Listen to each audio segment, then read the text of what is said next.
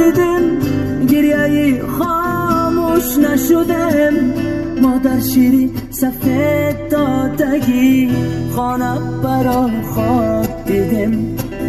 هر سحر میخیزم و خدا به نالش دارم از فراقم گرد خدا جان من بخارا رو پسمان شدم هر سحر میخیزم و خدا به نالش دارم از فراقم گرد خدا جان من بخارا رو پسمان شدم مسافر و غریب من یک شهر بیگانه بر چی کار شد و چی خطا کردم پشیمان آخر شدم مسافر و غریب